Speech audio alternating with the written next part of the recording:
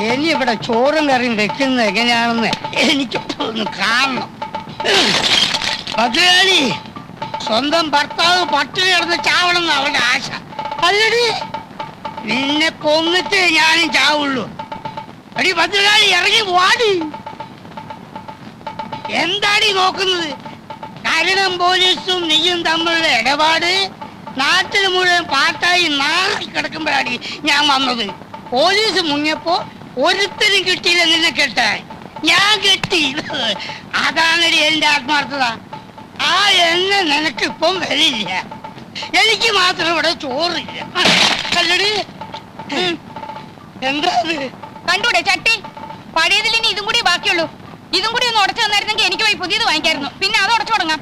ഉടക്കാനാ പറഞ്ഞത്. തൊട്ട് പോരു തന്നെ. ഈ കയ്യും വിട്ടു. കള്ളു കുടിക്കാൻ കാശ് വന്ന് ചോദിച്ചപ്പോ ഞാൻ പറഞ്ഞില്ലേ ഇത് അരി വാങ്ങിക്കാനുള്ള കാശാണ്, ഇത് തരില്ലെന്ന്. അപ്പ പറഞ്ഞ് എനിക്ക് ചോറ് വേണ്ട, കള്ളു മതിയെന്ന്. കള്ളു കുടിച്ചു കഴിഞ്ഞപ്പോ ചോറ് വേണമെന്ന്. ഇവിടെ ചോറില്ല, ഇല്ല, ഇല്ല. ഇനി ഇവിടെ കിടന്ന് ഒച്ചയും വേളം ഉണ്ടാക്കിയാലുണ്ടല്ലോ എന്റെ സ്വഭാവം അറിയാലോ. കരുണം പോലീസുമായിട്ട് എനിക്ക് ബന്ധം ഉണ്ടായിരുന്നെങ്കിലേ പിന്നെ എന്തിനാ ഇയാളെന്നെ കെട്ടിയത്? നിന്റെ തന്ത എനിക്ക് കാശ് തന്നിട്ട്.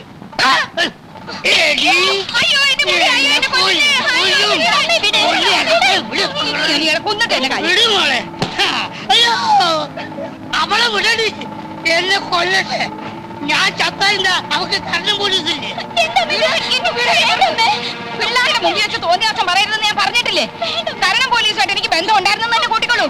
നിങ്ങളുടെ ആദ്യ ഭാര്യ പതിവ്രത ആയിരുന്നല്ലോ. എന്നിട്ട് എന്തേ അവളൊരു ലോക കള്ളനെ പറ്റൂ?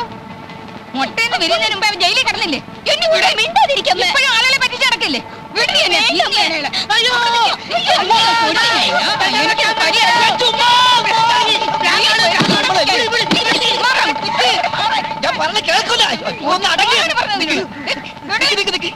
എത്ര കലം പൊട്ടിച്ചു പറ.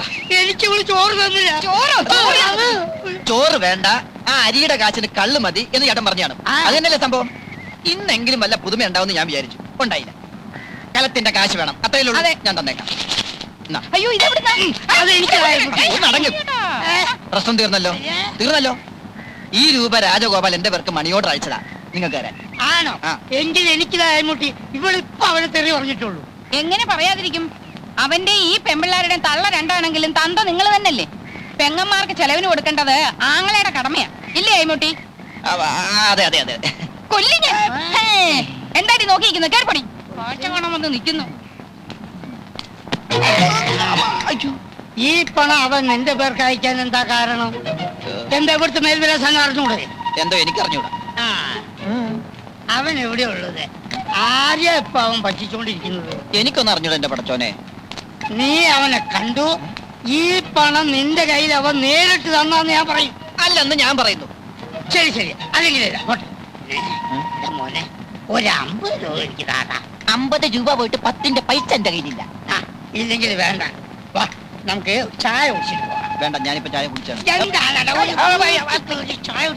ഞാൻ ചായ കുടിച്ചാണെന്ന്. ആ ശരി, അത് അവിടെയുള്ള കുടിച്ചേട്ടാ. ഞാനിപ്പോ കുടിച്ചാ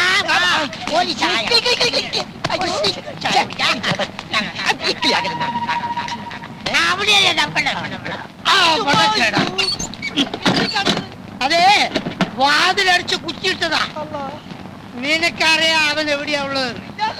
അവൻ കാശുണ്ടാക്കുന്നുണ്ടെന്നുള്ളതും എനിക്ക് മനസ്സിലായി. അവനെ കാണിച്ചു തരാതെ നിന്നെ ഇവിടുന്ന് പുറത്തു വിടുന്ന പ്രശ്നമല്ലേ ആയിമുട്ടി പറ്റി. അവനെ കേടാ. എനിക്ക് ആ അഡ്വാൻസ് കിട്ടിയ വളരെ നന്നായിരുന്നു. പറഞ്ഞിരുന്ന സമയം കഴിഞ്ഞിരിക്കുക. അതെ ഡോക്ടറെ, ഞാനേ വളരെ പ്രധാനപ്പെട്ട കാര്യം പറയാനാ വന്നത്. അഡ്വാൻസ് എന്തിനാ? ഞാൻ ഈ ആശുപത്രി എന്നെ എഴുതി അങ്ങോട്ട് തരുമല്ലോ. ആശുപത്രി കിട്ടിയിട്ട് എനിക്ക് എന്താ കാര്യം? അതെ, അതെന്താണെന്ന് വെച്ചാൽ ഞാൻ പറഞ്ഞുതരാമെന്നേ. ഡോക്ടർക്ക് ഇപ്പൊ ഈ നാട്ടിൽ എന്താ പേരെന്ന് അറിയുവോ? എന്റെ മോൾ ഒരു ദിവസം ലണ്ടനിൽ ഫോൺ ചെയ്ത് ചോദിക്കുക, അച്ഛാ നമ്മുടെ ആശുപത്രി മിടുക്കനും സുന്ദരമായ ഡോക്ടർ എത്തിയെന്ന് കേട്ടത് ശരിയാണോ എന്ന്. ഞാൻ പറഞ്ഞു ശരിയാണെന്ന്. അവക്ക് ഭയങ്കര സന്തോഷമായിപ്പോയി. അതായത് ഡോക്ടറിന്റെ പേര് ലണ്ടൻ വരെ എത്തിയിരിക്കുന്നു. ആരോ ഇവിടുന്ന് ഊമക്കത്തെഴുതി അറിയിച്ചതാവും. ഇനിയും കുറച്ചു കാലം കൂടി ഞാനിവിടെ നിൽക്കേണ്ടി വന്നാൽ ലണ്ടൻ മാത്രമല്ല ലോകം മുഴുവൻ ഞാൻ അറിയപ്പെടും. അതാണ് എന്റെ അവസ്ഥ. അറിയപ്പെടണം. അതിൽ ഏറ്റവും കൂടുതൽ സന്തോഷിക്കുന്നത് ഞാനായിരിക്കും. എന്റെ മോള് ലണ്ടനിൽ എന്ത് ചെയ്യുന്നു എന്ന് ഡോക്ടർ ചോദിച്ചില്ല. മകളവിടെ എന്തൊക്കെ ചെയ്തു കൂട്ടുന്നു എന്ന് ഇവിടെ ഇരുന്നുകൊണ്ട് നിങ്ങൾക്ക് പറയാൻ പറ്റില്ലല്ലോ, അതുകൊണ്ട് ചോദിച്ചില്ലെന്നേ ഉള്ളൂ. അവളവിടെ FRCS പഠിക്കുകയാണ്. വളരെ സന്തോഷം. ഞാനൊരു ശുദ്ധ മനസ്കനാണേ. ഞാൻ അതിലും ശുദ്ധ മനസ്കനാ. അല്ല, അതെനിക്കറിയാം. അതുകൊണ്ട് തന്നെ നമ്മൾ തമ്മിൽ വളച്ചുകെട്ടി സംസാരത്തിന്റെ ആവശ്യമില്ല. ഡോക്ടറിന്റെ മരുമോനായി കാണാൻ ഞാൻ ആഗ്രഹിക്കുന്നു. എനിക്കാകെ ഒരു മകളേ ഉള്ളൂ. അവളെ സുരക്ഷിതമായ കയ്യിലേൽപ്പിച്ചാൽ. എന്റെ കൈ വളരെ സുരക്ഷിതമായ കൈയാണ്. പക്ഷേ ഒരു പക്ഷമില്ല ഡോക്ടർ, ഞാൻ തീരുമാനിച്ചു കഴിഞ്ഞു. എനിക്ക് അഡ്വാൻസ് പെട്ടെന്ന് കിട്ടിയിരുന്നെങ്കിൽ. ഇല്ല, ഇനി നമ്മൾ തമ്മിൽ അഡ്വാൻസും ഇല്ല, ശമ്പളവും ഇല്ല. എന്റെ മോളെയും അതോടൊപ്പം ഈ ആശുപത്രിയും കൂടി അങ്ങോട്ട് ഏൽപ്പിക്കുക. അതല്ല, ഒന്നും പറയണ്ട, ഒന്നും പറയണ്ട, ഒന്നും പറയാൻ ഞാൻ സമ്മതിക്കത്തില്ല. ഒന്നും പറയണ്ട. ഭഗവാനെ, ഒടുവിൽ അഡ്വാൻസും ഇല്ലാണ്ടായോ? ഡോക്ടർ, എന്താണോ? ഡോക്ടർ അച്ഛനമ്മയും വന്നിരിക്കുന്നു. ഡോക്ടറിന്റെ അച്ഛനും. നോക്കെത്താ ദൂരം വരെ ഒരു പാടം, പിന്നെ തെങ്ങുന്തോപ്പ്, റബ്ബർ, ചുക്ക്, കുരുമുളക്, ഏലം ഇതെല്ലാം വിറ്റിട്ടാണ് ഇവനെ പഠിപ്പിച്ചത്. കോഴിക്കോട് പഠിച്ചു കഴിഞ്ഞപ്പോ അവൻ പറഞ്ഞു എറണാകുളത്ത് പഠിക്കണം, പിന്നെ പറഞ്ഞു തൃശ്ശൂര് പഠിക്കണം, പിന്നെ കണ്ണൂര്, കോട്ടയം, കാഞ്ഞിരപ്പള്ളി, അങ്ങനെ കാസർഗോഡ് തൊട്ട് കന്യാകുമാരി വരെയുള്ള സ്ഥലത്ത് ഞങ്ങൾ അവനെ പഠിപ്പിച്ചു. ഇതും കഴിഞ്ഞപ്പോ പറയാണ് എന്തോ ഒരു പാല്, എന്ത് പാല്? മണിപ്പാല്. ഞാൻ പറഞ്ഞോളാം, എനിക്കറിയാം, ഇടയ്ക്ക് കയറി പറയരുത്. എന്താണ്? മണിപ്പാലി പഠിക്കണം. ആ സമയത്താണ് നമ്മൾ ആ റബ്ബർ എസ്റ്റേറ്റ് വിറ്റത്. 27 ഏക്കറല്ല, അമരാവതിയിലുള്ള 30 ഏക്കർ. ആര് നോക്കണം എവിടേക്ക് കിടക്കണം? എന്ത് വിറ്റാലെന്താ, ഒന്നും പാഴായി പോയിട്ടില്ലല്ലോ. റബ്ബറും തെങ്ങും ഒക്കെ ഇനി ഇഷ്ടം പോലെ വാങ്ങിക്കാമല്ലോ. എല്ലാരും ഉണ്ടല്ലോ. മമ്മി എന്തൊക്കെയുണ്ട് വിശേഷം? ഡാഡി എവിടെ? ഡാഡി അങ്ങ് ഒത്തിരി ക്ഷീണിച്ചു പോയല്ലോ. ആളെ കണ്ടിട്ട് മനസ്സിലായില്ല. സുമേ, ലതേ, അയ്മുട്ടി. ഞങ്ങളെയൊന്നും ഓർക്കുന്നില്ല. ഒരു എഴുത്തുമില്ല, ഒരു ഫോൺ പോലും ചെയ്യാറുമില്ല. ഡോക്ടർക്ക് എവിടാ ഇതിനൊക്കെ സമയം? മമ്മി, ഡാഡി, ഇത് ആശുപത്രി ഓണർ കുമാരൻ തമ്പി. മാധവൻ തമ്പി. ഓ, മാധവൻ തമ്പി. ഞങ്ങൾ വേണ്ടതുപോലെ പരിചയപ്പെട്ടു. ഡോക്ടർ ഡ്യൂട്ടിയിലല്ലേ, ഇവരുടെ കാര്യം ഞാൻ നോക്കിക്കോളാം. അത് വേണ്ട, അവർക്ക് പോകാൻ തിരക്ക് കാണും. തിരക്കില്ല, ഞങ്ങൾക്ക് ഒരു തിരക്കുമില്ല. അപ്പോഴോ? അയ്മുട്ടി, ഇറങ്ങാൻ നേരത്തെ കാറ് കേടായി, പിന്നെ ഞങ്ങൾ ലോറിയിൽ അല്ല ബസ്സിലാവുന്നത്.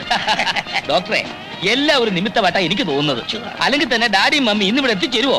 വന്നാട്ടെ, ഞാൻ അവരെ വീട്ടിലേക്ക് കൊണ്ടുപോകാം. അത് വേണ്ട, ഒന്നും പറയണ്ട, ഒന്നും പറയണ്ട. വന്നാട്ടെ, നമുക്ക് വൈകിട്ട് കാണാം. അങ്ങോട്ട് കേറ്. ഞാൻ പറഞ്ഞു. ചേച്ചി, മക്കളെ കയറി. മോനെ, നീ വേഗം വരണേ. Okay, sir. എന്നെ പിടിച്ചൊരു മുറിക്കകത്തിട്ട് പൂട്ടി. കഞ്ഞിവെള്ളം പോലും തന്നില്ല. ഒടുക്കം അലക്കമ്പരിൽ നിന്ന് വാടക കൂടെ തുണി ഒപ്പിച്ചു. എനിക്ക് വേറെ നിവൃത്തി ഉണ്ടായില്ല രാജഗോപാല. സാരമില്ല, ഇന്നുകൊണ്ടെല്ലാം തീരുമല്ലോ.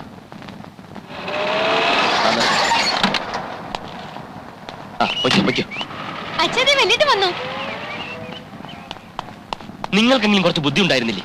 പറഞ്ഞൂടായിരുന്നു? ഞാനിവിടെ നാട്ടുകാരെയും പോലീസിനെയും പേടിച്ച് കള്ളപ്പണിയാന്ന് അറിഞ്ഞിട്ടും അതിഥികളായിട്ട് വന്നിരിക്കുന്നു. മനുഷ്യനെ കൊലയ്ക്ക് കൊടുക്കാൻ ദ്രോഹികൾ. എല്ലാ കാര്യവും വല്യേട്ടൻ അറിയാവുന്നല്ലേ? മിണ്ടി പോകരുത്. മോനെ, അവിടുന്ന് ഇറങ്ങുമ്പോൾ ഞാൻ പറഞ്ഞാണല്ലോ എന്നെ അന്വേഷിക്കരുതെന്ന്. ഞാൻ നിങ്ങളുടെ ആരുമല്ല, ഇറങ്ങിപ്പോണം.